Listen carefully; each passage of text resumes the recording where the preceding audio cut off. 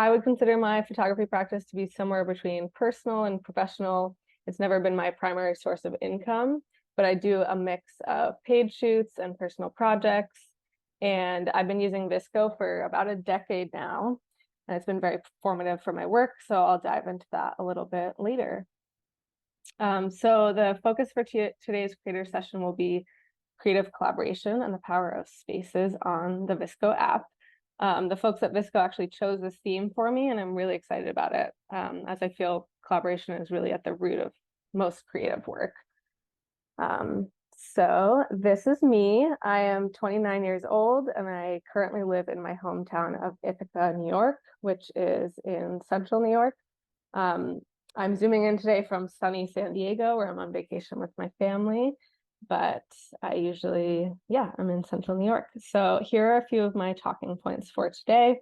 I'll be going over when and how I started taking photos and some pivotal dates in my creative journey.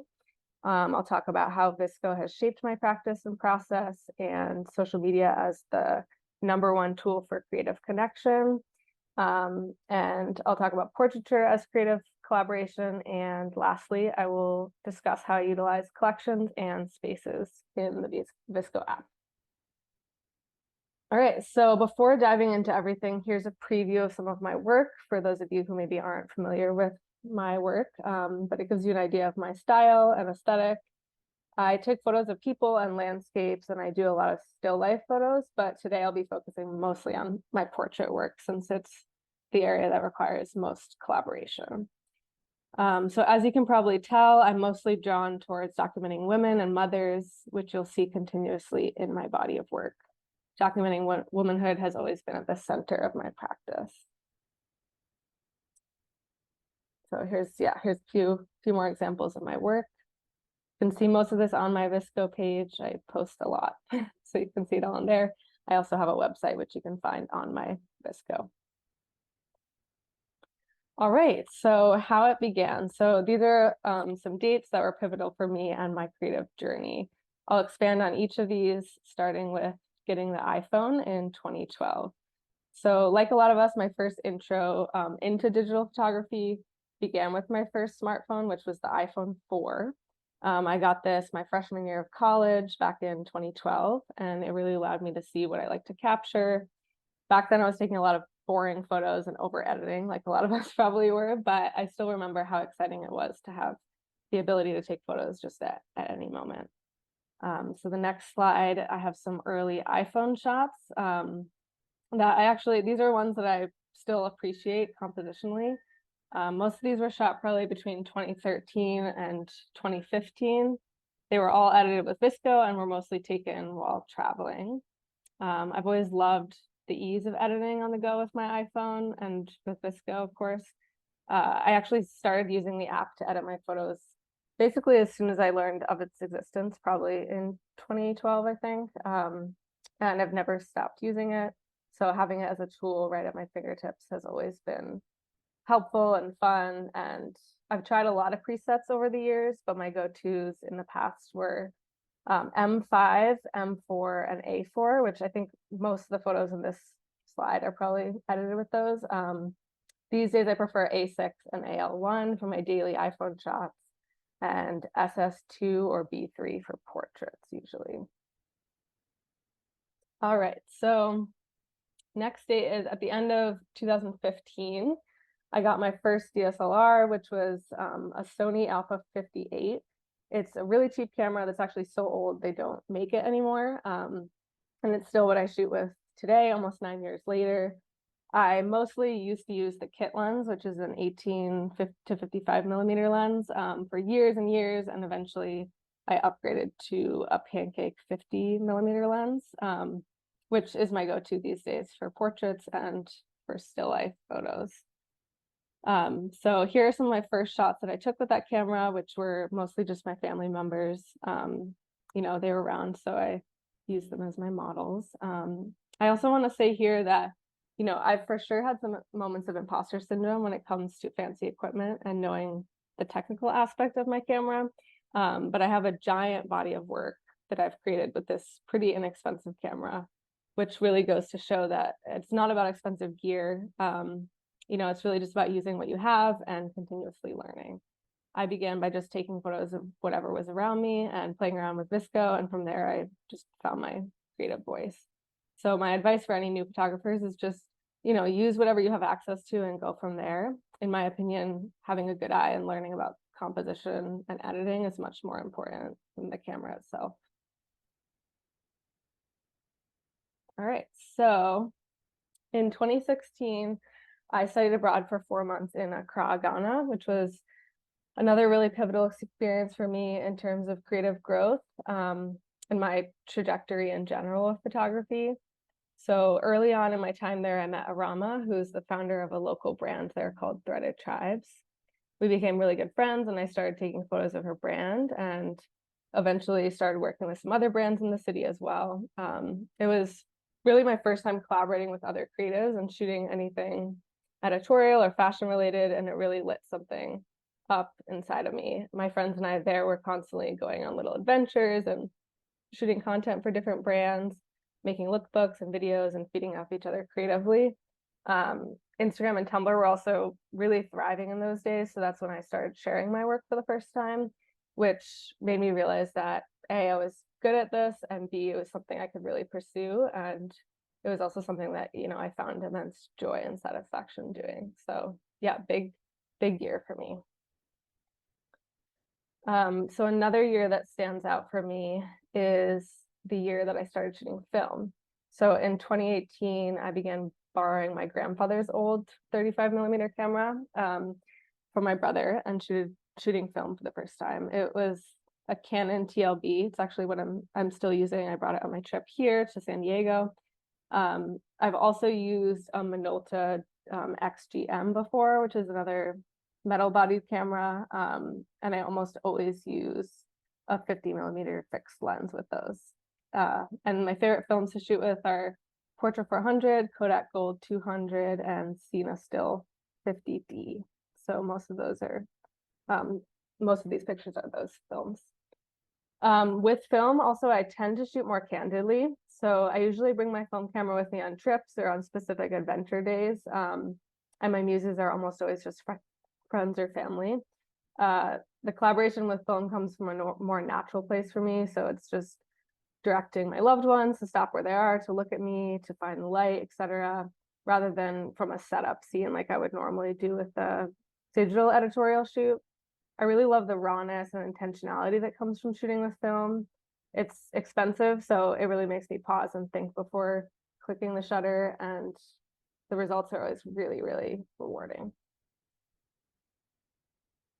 So here's some more examples of my work. Almost all of these are just friends or family, or sometimes I'll bring my film camera along on a digital shoot, and then I'll get kind of like behind the scenes with it, but it's much more in the moment. All right, so 2019 was another pivotal year for me. That's when I moved to New York, and I almost immediately started working as the photographer for an Instagram influencer and blogger, Vic Styles. So this was the first time I was paid for my work, and we worked together for the entire year and a half that I was living in Brooklyn. When the pandemic hit in 2020, I moved back home, but my time in New York and working with Vic really turned photography from a hobby into an actual side hustle. And she, took me seriously and believed in me, which really bolstered my confidence. And I began marketing myself as a professional photographer for the first time. We connected through Instagram, and when she would share our collaborations, other female creatives would reach out, and I just started getting more paid gigs and being noticed by other photographers, etc. So it was a really big year for me as well. And then I moved back to my hometown of Ithaca, New York during the pandemic, so in March 2020. And I was pretty unsure of how I'd find creative community, especially after being in such a creatively abundant place like New York. But once things opened up in 2021 a little bit more, I took a chance and reached out on Instagram to a clothing brand called Barracuda brand that I had noticed a couple years earlier and seemed to be based in Ithaca. So I quickly became friends with Shaughnessy, who runs Barracuda, along with her studio mates, who are jewelers. and we started creating the content that we wanted to see, but that didn't really seem to exist in our small town. It's been really fun to be a big fish in a small pond and see what other creative connections formed once I started making myself known around town. And I do want to remind any new photographers that sometimes, it can feel daunting to reach out and to market yourself, but it's really all part of the gig. It's actually really empowering to make that initial contact with a brand or person you think you'd collaborate well with and just see what happens. It opens a lot of doors when you advocate for yourself. So in my opinion, it's always worth it. Yeah. All right, so that's kind of the gist of my personal journey. Next, I'll be diving into portraiture as creative collaboration. So I'll cover first how I form a relationship with whoever's in front of my lens, and then I'll talk a little bit about the photographers I follow and engage with and how they're constantly informing my own work and practice. So something I've gotten a lot more comfortable with as time has gone on is how to form a relationship with whoever I'm capturing, even if it's just for a short half-hour shoot. I started out by taking photos of my friends and family, which is easier because there's already a relationship there and you can kind of boss them around in a way that you wouldn't with someone you don't know. It's different with clients who you don't know personally. Sometimes it can be a little awkward or they might not be comfortable right away in front of the camera. I photograph a lot of regular folks who are not professional models and often maybe have never had professional photos taken before or just been in front of a camera at all. So it's up to me to really set the tone of the shoot and make sure they're relaxed so we can get the shots they're paying me to get. So usually that looks like communicating beforehand about the style they're looking for. I often make up a mood board, usually just from photos I've saved on VSCO or Instagram or Pinterest or wherever, and I send it to them to make sure we're aligned in our vision ahead of time. So, and then on the day of the shoot, I just try to be welcoming and friendly. We chat a bit. I let them know that I'm usually quiet when I shoot, but I'll give direction as needed. And I also like to play music, so that's always a helpful thing that relaxes everybody during a shoot. And then when I go into VSCO afterwards to edit the photos to send back to my clients, I just think about the style we agreed on beforehand. And then I just kind of go with the flow and see what feels right with the images in front of me. I often will try a bunch of presets, kind of click around, and then just see which one feels best. And then I'll copy and paste the edits from one photo to all of them. So here's a few examples of the mood boards I've made before the shoot and then the final images. So you can see here, I was doing a shoot for the brand Winden. I was capturing their bar shampoo. The owner of the brand sent me a few images she loved, and I made up this mood board on the left from my saved photos on Instagram. And then you can see my final images on the right, which keep the same general vibe, but are obviously new photos made by me. And then same deal for this next one. So here's another example. Before the shoot, made a mood board, and then on the right are the final shots. So often the collection I put together beforehand is just to capture a general mood, hence the term mood board, and it can really go in any direction. It's just fun for me and the client to have a shared visual idea before we get together. They're definitely not necessary, but I always find them fun and helpful beforehand. And I would like to point out that my craft really would not exist without the constant inspiration of others. The photos in my mood board are always by other people. Usually they're photos I've already saved and that I just really like, and then I put them together for each mood board with a specific vibe in mind. So this brings me to my next point of turning inspiration into practice. So I actually saw this phrase in fellow VSCO photographer Mike Lyon's Creator Session, and it's something I really agree with. My creativity has always been linked to the work of others.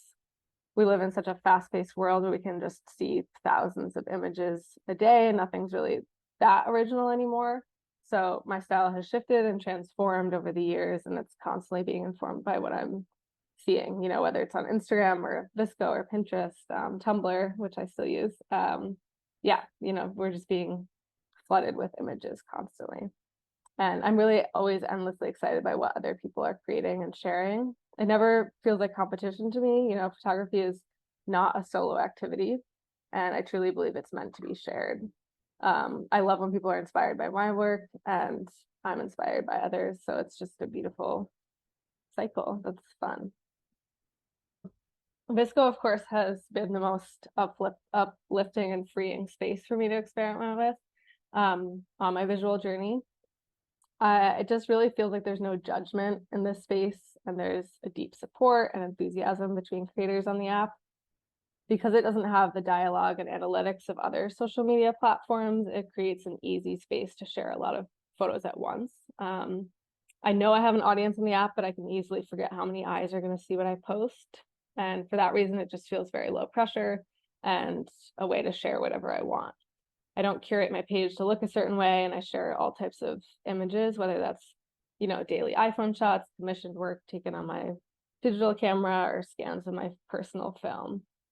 It's flexible, it allows me to experiment, and it's just been years and years of honing in on my, my personal style.